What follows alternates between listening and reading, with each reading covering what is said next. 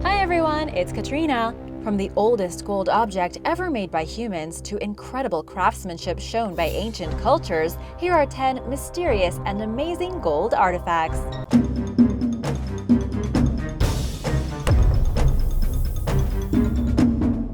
Number 10.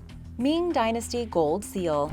Earlier this year, archaeologists excavating a Ming Dynasty battlefield along the River Min in China's Sichuan province unearthed a large gold object.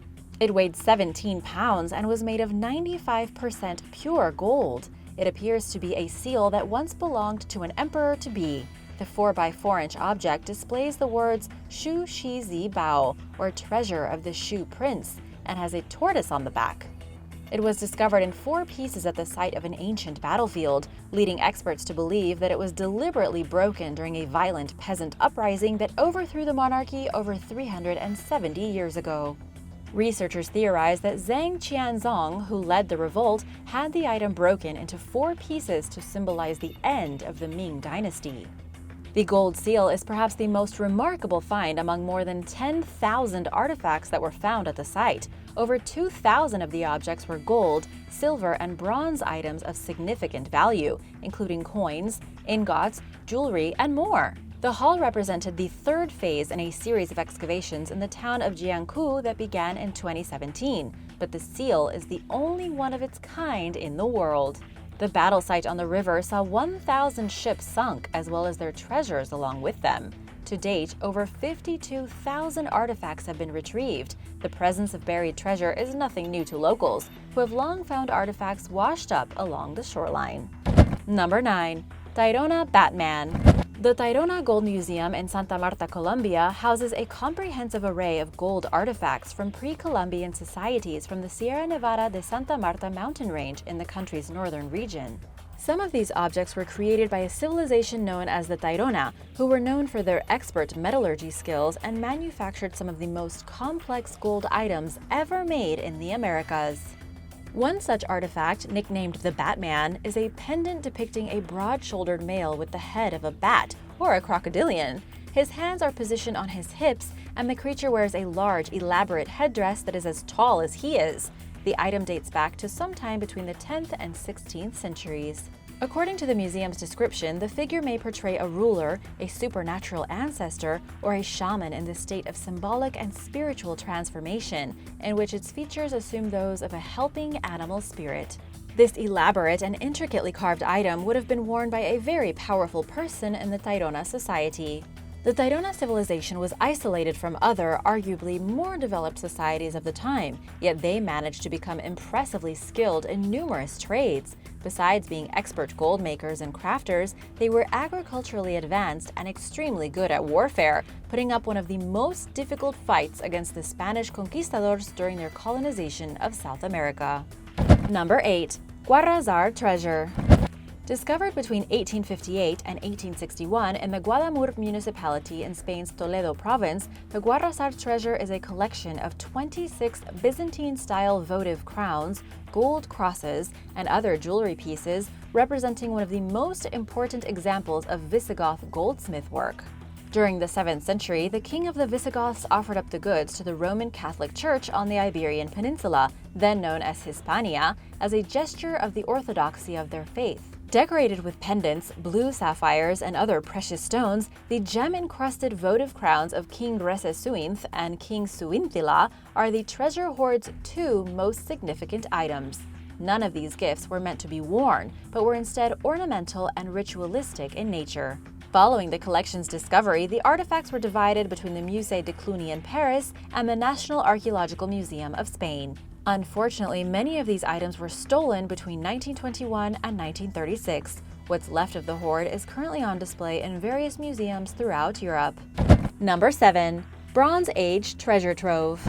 In a remarkable discovery that stands to shed light on what life was like in ancient Greece, a team of archaeologists from the University of Cincinnati announced in late 2019 that they had discovered something amazing.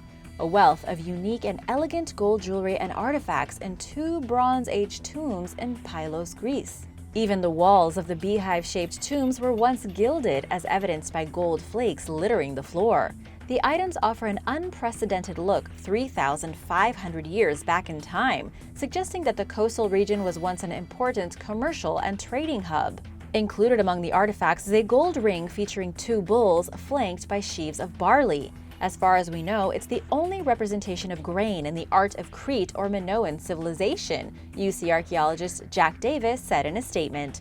Several of the artifacts, including a gold object, bear images of 16-point stars. It's rare, said UC archaeologist Sharon Stocker. There aren't many 16-pointed stars in Mycenaean iconography. The 2 tombs likely belong to citizens of princely wealth and status, according to the researchers. I think these are probably people who were very sophisticated for their time, Stocker explained. They have come out of a place in history where there were few luxury items and imported goods. The artifacts may represent a larger-scale explosion of wealth that preceded the rise of ancient Greece's classical age. Number 6. World's oldest gold artifact. In August 2016, Bulgarian archaeologists revealed the discovery of what may qualify as the world's oldest gold artifact, a tiny bead estimated at 6,500 years old, which was unearthed among the ruins of a small house at a prehistoric settlement called Tel Yunat. With a diameter of just 0.16 inches and weighing just 0.005 ounces, the incredibly small object was found on the floor of an ancient building. Founded around 6000 BC, Tel Yunat was Europe's first urban settlement, according to Yavor Boyatsev of the Bulgarian Academy of Science. The community was founded by migrants from what is now Anatolia in modern-day Turkey. Its position, along with the pottery found within the building, are evidence enough to date it to the middle of the Copper Age, around 4500 to 4650 BC. Provided the dating is correct, it means that the gold is around 200 years older than the previous record holder for mankind's earliest known gold artifacts. Number 5. Varna gold.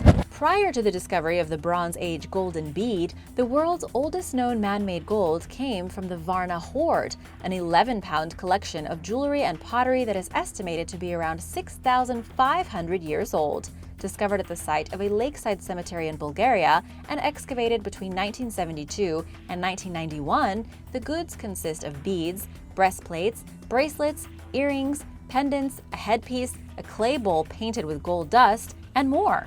Based on radiocarbon dating analysis of the artifacts, they were created a few centuries after the first migrant farmers settled in Europe. The items represent the first known evidence of a social hierarchy among prehistoric people. 3/4 of the cemetery's gold was found among 4 graves, whose occupants qualify as the powerful 1%ers of the Copper Age. Before the Varna gold was discovered, archaeologists believed that ancient people who lived in the area settled in small, simple groups. Archaeologist Vladimir Slavchev of the Varna Museum of Archaeology told Smithsonian Magazine. The treasure trove challenges that theory, as well as the speculations of archaeologist Maraja Gimbutas, who asserted during the 1970s that women ruled the area's Copper Age settlements and that these communities were peaceful and non-combative. Varna shows something completely different, Slavchev explained. It's clear the society here was male-dominated. The richest graves were male, the chiefs were male, and the idea of a woman-dominated society is completely false. Jeez.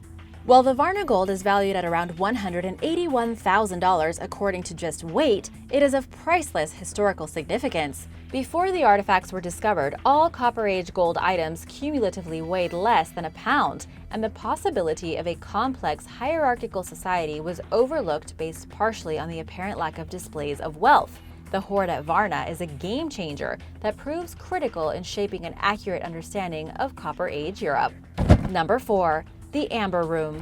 Designed by German Baroque sculptor Andreas Schlüter during the early 18th century, the Amber Room once contained over 6 tons of amber and other semi-precious stones, as well as floor-to-ceiling wall panels adorned with gems and gold leaf. Worth around $176 million in today's money, some people refer to the Amber Room as the 8th wonder of the world due to its awe-inspiring elegance.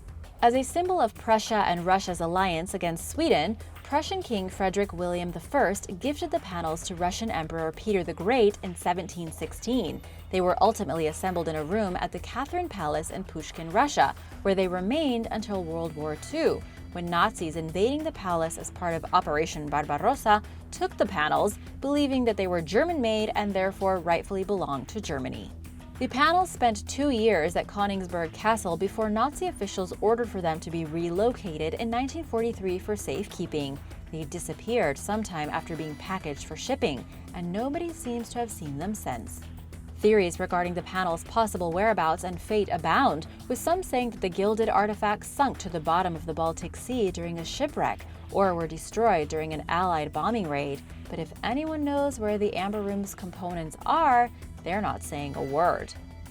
Number 3. The Staffordshire Hoard. In 2009, metal detecting enthusiast Terry Herbert discovered a war hoard of over 6,000 gold Anglo-Saxon artifacts in Staffordshire, England. The treasure trove dates back to 650 AD and includes mostly sword fittings, along with a helmet, a cross that may have been used as an emblem of good luck while going into battle, and a piece of jewelry called a Scabbard Boss. Herbert's discovery raised numerous questions about the hoard, including why so many of the items showed signs of being deliberately broken, who had collected the objects, and why they were buried. Archaeologists spent roughly a decade trying to solve these mysteries and finally announced their conclusions late last year. Hailed as one of British archaeology's greatest finds, the Staffordshire Hoard provides unprecedented insight into one of England's most tumultuous historical periods. A team of experts led by Dr. Fern determined that the items likely once belonged to the Mercian king Penda at a time when England's Anglo-Saxon kingdoms were fighting among themselves for prominence. Someone probably hastily buried the artifacts amid ongoing turmoil, but nobody knows for sure why they never returned for their loot. What this hoard really shows us for the first time is a golden age in this period of Anglo-Saxon England, and I mean that literally, Fern told The Guardian. This was a period when gold was suddenly much more available and was converted into beautiful objects for the warrior elite. Fern added that it's important to keep in mind that some of the questions revolving around the hoard would require a time machine to answer conclusively, meaning some of the treasure's mysteries will linger, no matter how much information the experts uncover. Number 2. Golden Chiefs of Panama. Archaeological gold mines have been discovered numerous times in Panama, yet researchers know very little about the pre-Columbian civilizations that made and used these artifacts. In 2008, at an necropolis called El Caño, roughly 115 miles west of Panama City, archaeologist Julia Mayo unearthed a vast cemetery containing dozens of gold objects dating back to over 1,000 years ago, including pots, beads, jewelry, and intricately carved chest plates. Also among the finds were 2 warrior chieftains adorned in gold jewelry and armor. Smithsonian Institution specialists determined that the gold was mined and worked in the immediate area, ruling out the possibility that it was imported from another region.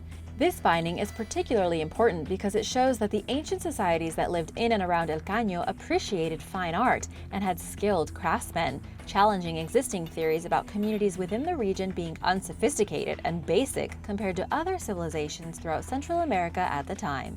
Radiocarbon dating revealed that the burials occurred around 900 AD. Experts still don't know much about the mysterious society that inhabited El Caño, but future excavations stand to offer more insight into the civilization, as only a small percentage of the site's buried artifacts have been unearthed so far. Number 1. Rare Scythian ritual gold.